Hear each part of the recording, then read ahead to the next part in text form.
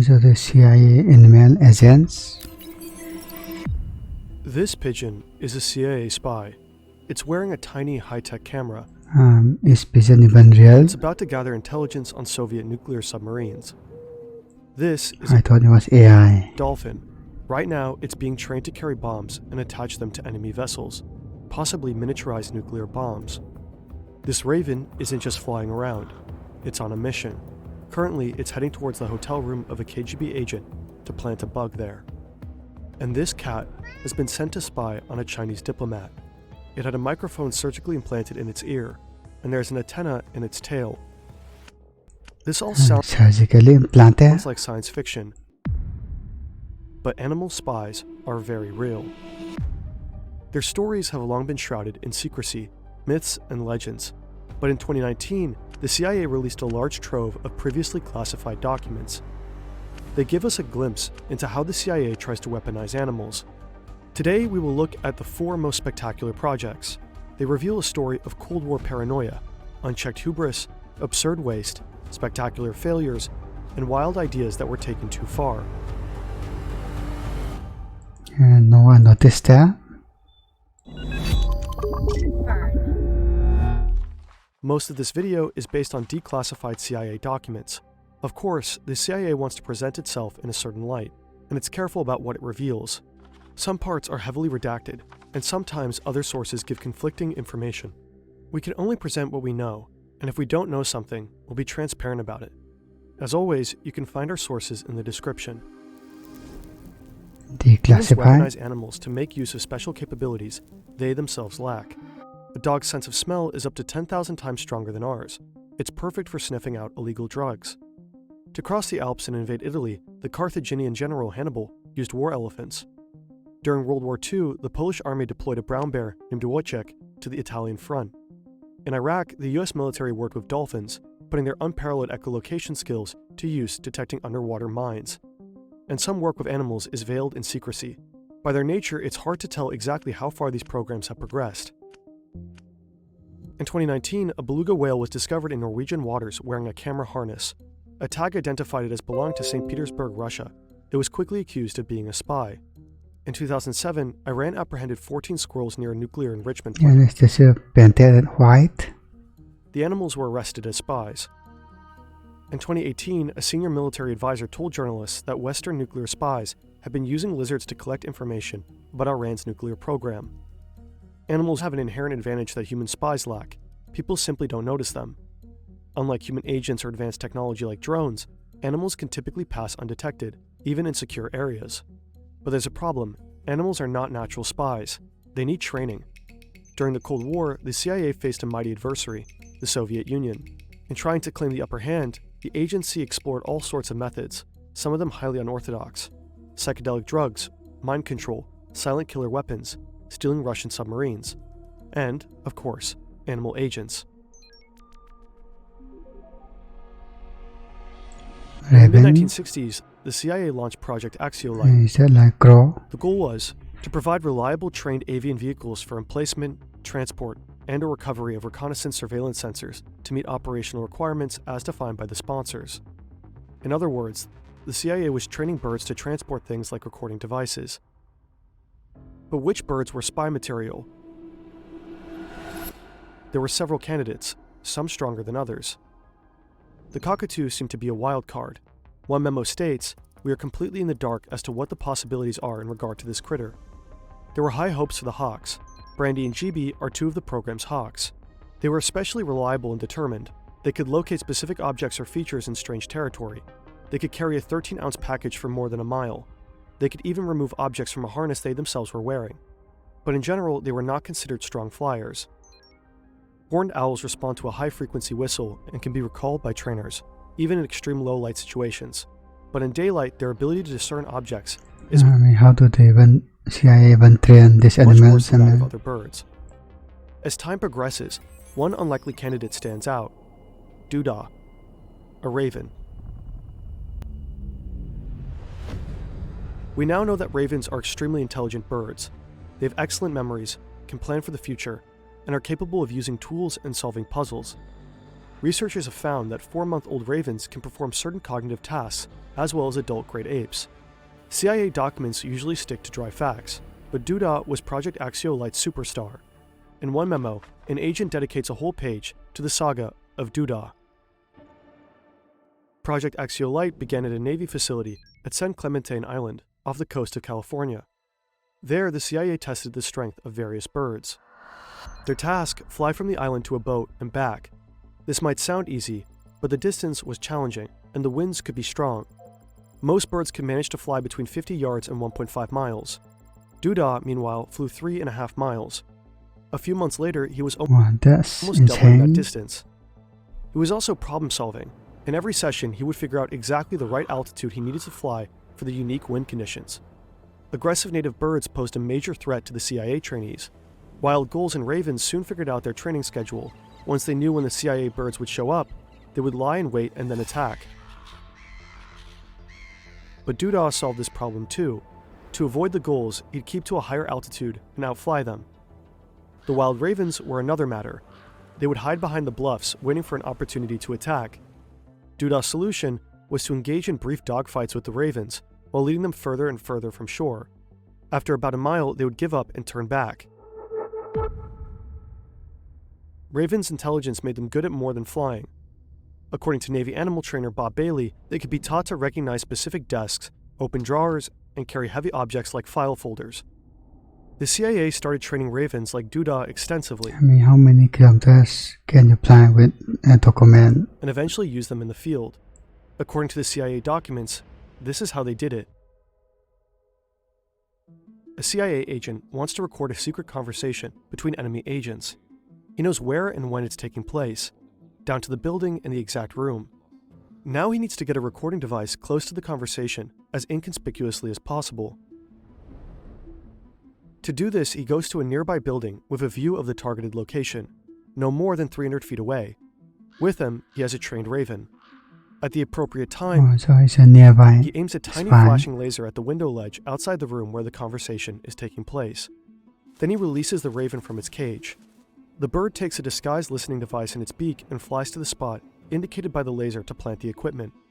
The agent then turns on a special desk lamp to signal to the raven that it's time to return. Later on, the raven is sent to retrieve the recording device by the same method. At least, this is how it's described in the document, Operator's Manual, Avian Delivery System. In real life, things didn't go as I smoothly. mean, isn't that inefficient? They could just take out the recorder. Training a wild animal to be a spy takes time. It takes planning. If the CIA is still training animals today, they're most likely using Udo's all-in-one management software. One put the listening device on the wrong windowsill, and when a device made it to the right windowsill, the microphone picked up so much ambient noise, the recording was useless. The document suggests that this whole technique was only used a single time, and the attempt seems to have been unsuccessful. And they should use RTX voice. Unfortunately, Duda's luck eventually ran out. One day he was attacked by a pair of wild ravens he'd fought many times before. All 3 birds disappeared from sight, and Duda never returned. He was presumed killed in action. The saga of Duda mourns his loss. He was in a class by himself, writes his trainer. He had a very large bag of tricks and was loved by all. In view of these talents, I suppose I shouldn't have been too surprised when he so quickly became a star on this project. In spite of our deep sense of loss, writes the anonymous agent, we do understand such tragedies are inevitable. Ravens aren't the only birds the CIA used as spies. In secret locations across the United States, Project Axiolight was also busy turning the humblest of birds into covert eyes in the skies. It's September 1976. Aerial photographs show the Soviets building nuclear submarines in Leningrad. But the CIA needs more information.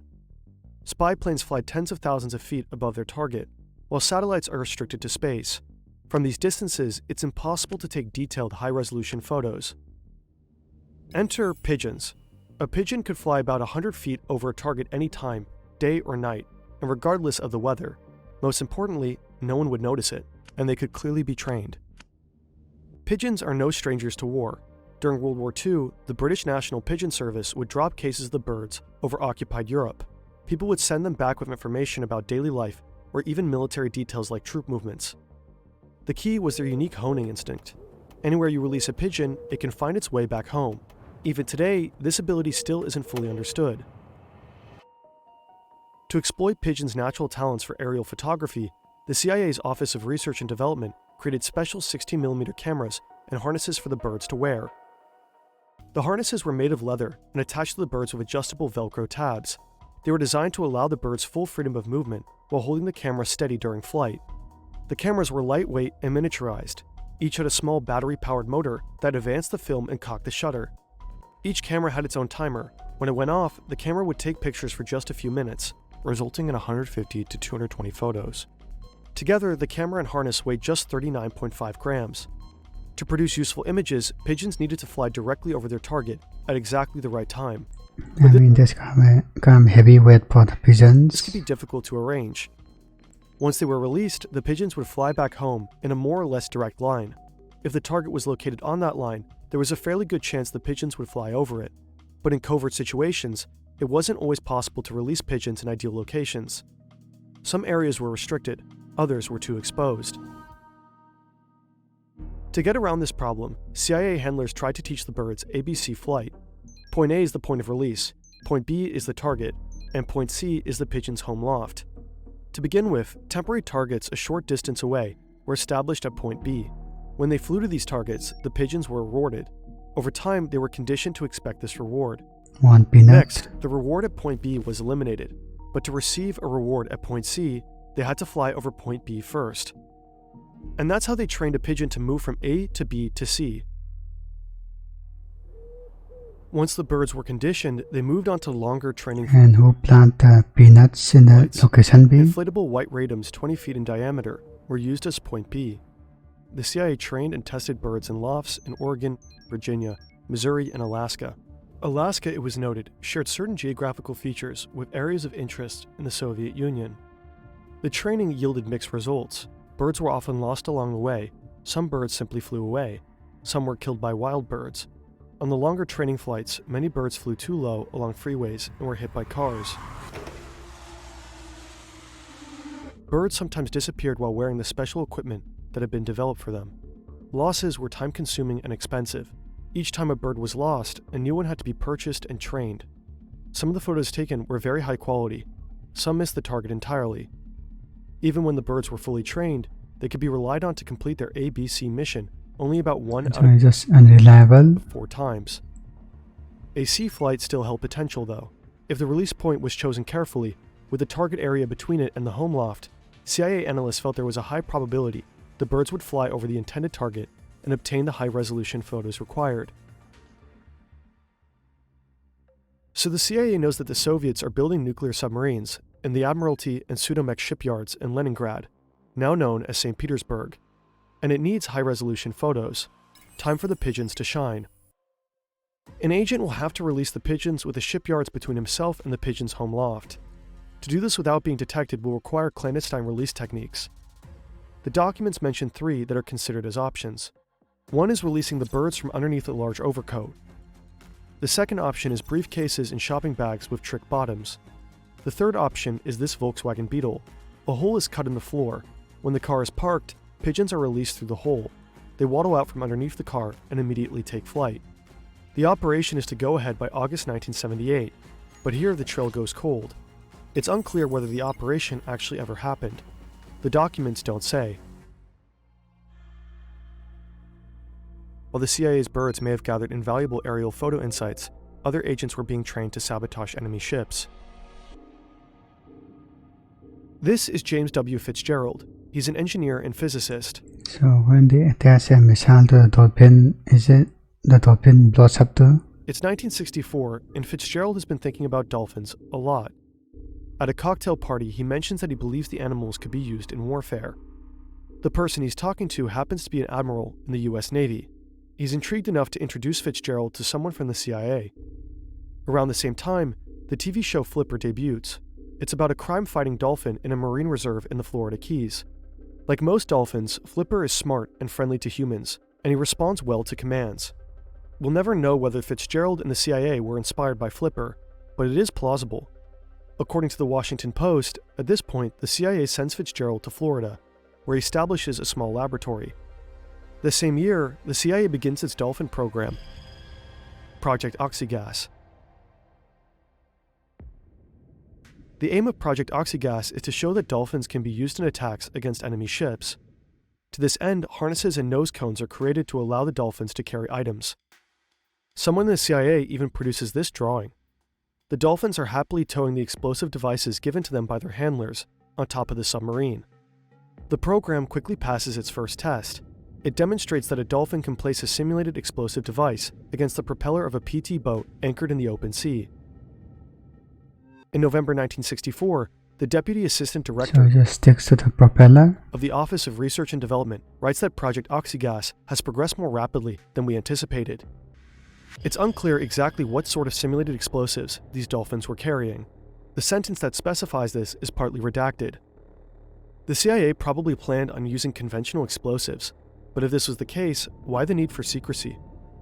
A 2021 article in Popular Mechanics suggests a haunting possibility. In 1965, miniaturized nuclear weapons might have seemed achievable in the near future. The magnitude of such an idea would certainly explain the need for continued secrecy. The program's first success unlocks other goals. Trainers explore having dolphins place listening devices on enemy nuclear submarines. The hope is that directly attaching the devices will produce high-quality recordings that allow the CIA to better understand how the enemy's subs work. But wild animals are hard to train. One of the dolphins' strengths is how social they are. They're willing to work, especially as they bond with their trainers. But at some point, this becomes a liability. If the dolphins are performing tasks that please their trainers, then in the field, they'll need extra time to bond with agents before they can be considered reliable. There are also questions about whether dolphins can carry out operations over longer distances. At some point, the CIA seems to realize its limitations in understanding the dolphins' capabilities, and it contacts the Navy's Office of Naval Research to help. In 1967, the program's focus changed to intelligence gathering. The dolphins were to be trained to travel great distances, at least 12 miles. They would retrieve dead drops, items or information undercover agents had left behind in the water to be picked up. A memo from September 14th that year suggests that Oxygas had become a joint program of the CIA and the Department of Defense.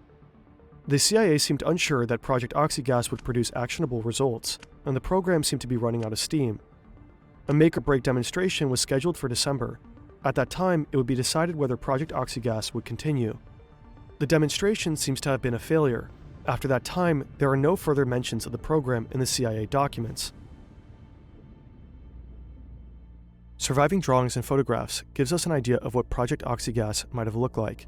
Glimpses of Project Kesho are far more rare. But between the redactions, a hazy picture emerges of likely the oddest creature the CIA ever created. This is Seems like they are pale projects. Acousticitty. Acousticitty is the legendary project of Project Ketchel, the CIA's dog and cat program. Of all the CIA's animal projects, Acousticitty might have been the most controversial and the hardest to corroborate, depending on who you believe. The saga of Acousticitty goes in fundamentally different directions. Here's the CIA story. In 1964, the agency wanted to be able to explore conversations held out in the open. Think two Soviet agents having a conversation in a public park. That required getting close and focusing in on the conversation without attracting attention. The solution is cats, who can often prowl around without people ever noticing them. A microphone is surgically placed inside a cat's ear canal. You can just send pigeons. Yeah. A transmitter is placed underneath a bunch of loose skin, and an antenna is woven into its fur. The whole procedure is low-risk, humane, and minimally invasive. But the cat is still a cat. It can be trained only so far. Eventually, it will do what it wants. Acousticitty was never deployed in the field, and the listening devices were carefully removed from its body. But Victor Marchetti, who was special assistant to the CIA's deputy director in the 1960s, tells a very different story. Here's his version. It's sometime in the 1960s.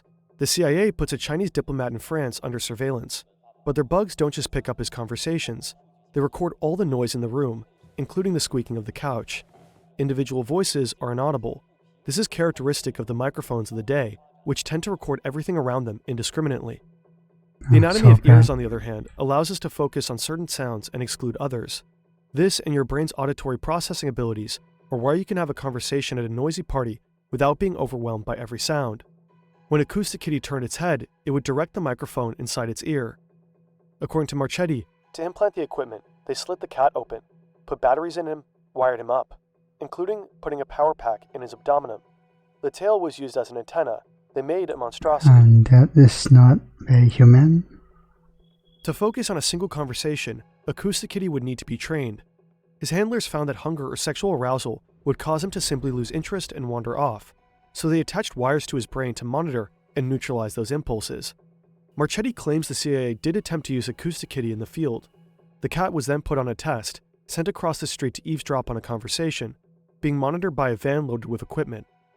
And as this poor little monstrosity waddled across the street, a taxicab came down and ran over it. So it was $25 million down the drain. $25 million was a lot of money then. The CIA disputes all this. On its website, it claims that Marchetti's comments were meant to be a joke, and the unclassified documents are no help. The single document about Acoustic Kitty is heavily redacted. Yeah, just a joke, right? The CIA didn't just train and transform animals, it also recreated them. This looks like a dragonfly, but look closer, it's a machine, the Insectothopter. The CIA just like a Black Mirror created episode. this tiny gas-powered listening device back in the 70s. It contains a microphone, and it can flap its wings rapidly and fly just over 600 feet in a minute, guided by a laser beam. A remarkable technical achievement. Yeah, I think this is the best solution. With some serious limitations. Then the cats. Even a light breeze can throw it off course immediately. It was never used operationally. In a memo, the CIA's Deputy Director of Research and Development wrote that unfocused experimentation in the animal programs represented the worst kind of waste in terms of manpower and money. The unclassified documents often suggest that the CIA was simply exploring what animals could do without having any real objective in mind. And the results are somewhat disappointing. Ravens were trained for years just to be killed by wild birds. Pigeons randomly disappeared with gear worth thousands of dollars. And depending on who you believe, an expensive cyborg cat was at best useless in the field, and at worst immediately hit by a car. The declassified documents suggest that by the mid-1970s, the animal projects had fizzled out. Despite this disappointment, Who actually hits cats and dogs in the the road? quest to weaponize animals continues. The United States Defense Advanced Research Projects Agency, known as DARPA, has been running programs aimed at controlling insects for espionage.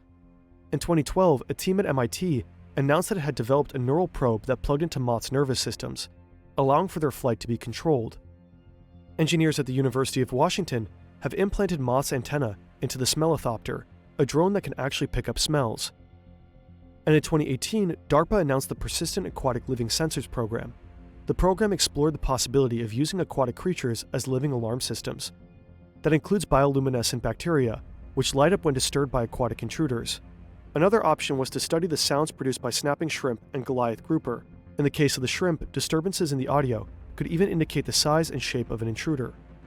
It remains to be seen whether DARPA or the CIA can harness the natural world for intelligence purposes, or whether wilderness will remain just that. Maybe someday we'll discover whether any real success stories lie within all those redactions. Okay, I guess that was such a disaster.